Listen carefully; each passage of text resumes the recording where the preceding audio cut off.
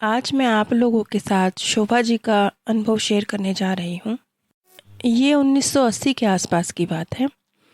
शोभा जी बताती हैं कि उनकी 2 संतानें थीं, उनके 2 बेटे थे और उनके तीसरे बच्चे की उनको कोई चाहत नहीं थी। जीवन आराम से गुजर रहा था। जनवरी 1980 में जब शोभा जी की तबीयत बहुत ज़्यादा ख़राब थी तो उन्हें हॉस्पिटल में एडमिट कराना पड़ा। शोभा जी बताती हैं कि पता नहीं वो मेरा नियर डेथ एक्सपीरियंस था या वो मेरा सपना था, मैं नहीं जानती। लेकिन मुझे स्पष्ट रूप से याद है कि मैं जिस तरह से एक सुरंग जो बहुत प्रकाशमय और शांतिदेय सुरंग की जो चर्चा अक्सर नियर डेथ एक्सपीरियंस प्राप्त करने वाले लोग करते हैं, उसी तरह की एक सुरंग का उन्हें भी एक्सपीरियंस हुआ।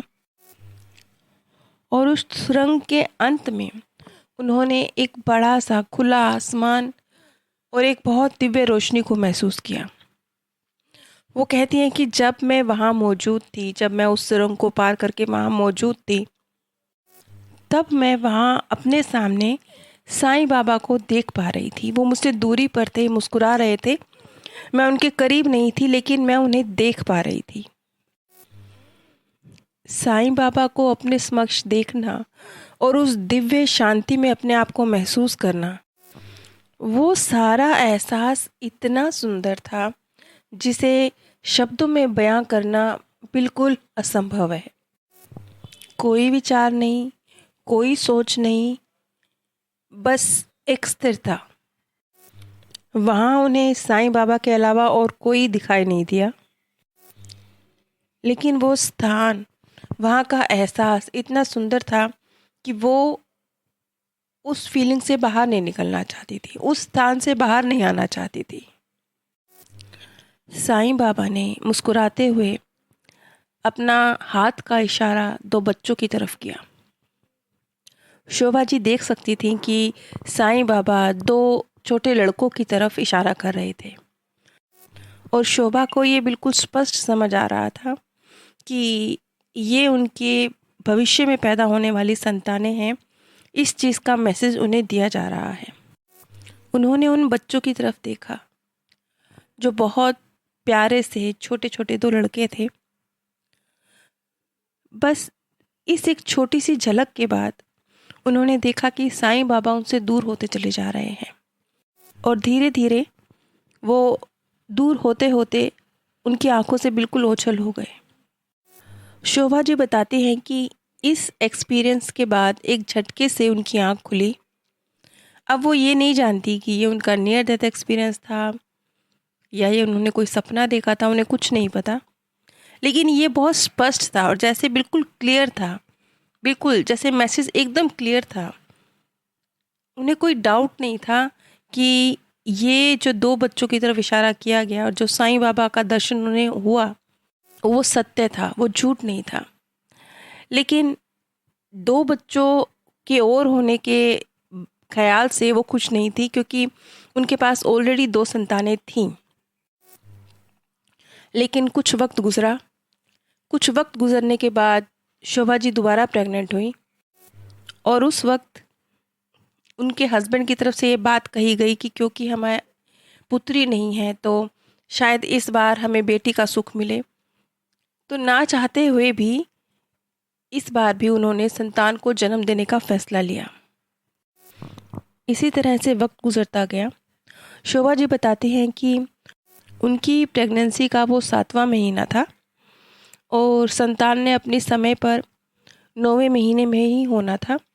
लेकिन सुबह से उन्हें कुछ बेचैनी हो रही थी और एक बार फिर उन्होंने साईं बाबा को अपने सपनों में देखा और जैसे एक मैसेज था, अनकहा सा, बिना किसी शब्द के एक मैसेज था कि उन्हें जल्दी हॉस्पिटल पहुंचना चाहिए।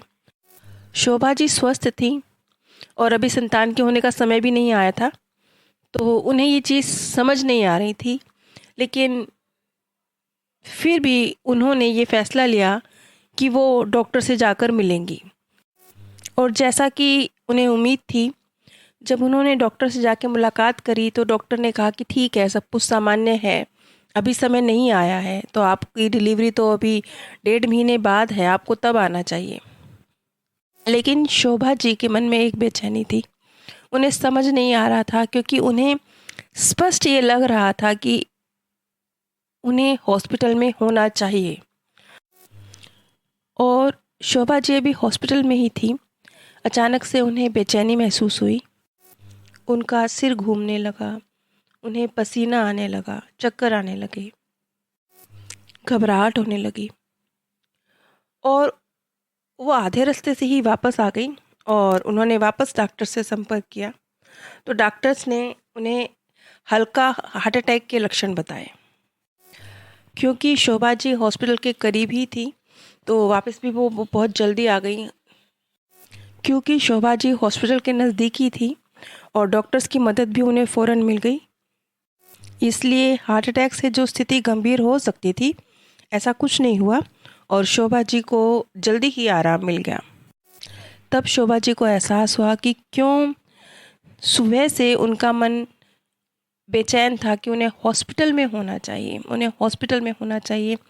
जैसे इस तरह का कोई मैसेज वो बार बार रिसीव कर रही थी, जबकि उनसे वो कहती हैं कि स्पष्ट उनकी किसी से कोई बातचीत नहीं हुई, लेकिन जैसे साईं बाबा के थ्रू उन्हें कोई मैसेज मिल रहा था कि उन्हें इस वक्त हॉस्पिटल में होना चाहिए।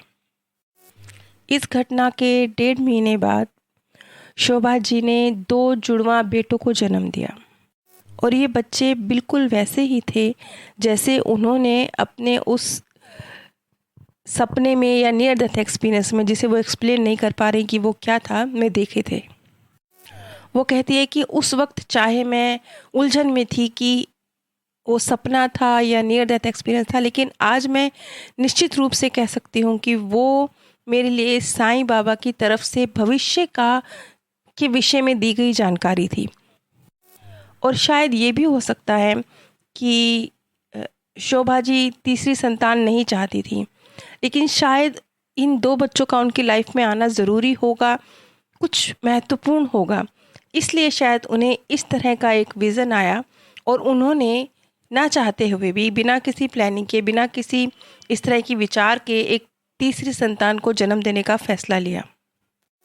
लेकिन जो मुख्य बात है, शोभा जी कहती हैं कि जो मुझे वो सुंदर एक्सपीरियंस हुआ, जिसे आज मैं समझ पाती हूँ क्या था, उस सुंदर एक्सपीरियंस के बाद अब उन्हें मृत्यु से डर नहीं लगता, बल्कि कहीं ना कहीं उन्हें एहसास है कि ये दुनिया से अधिक खूबसूरत वो दुनिया है।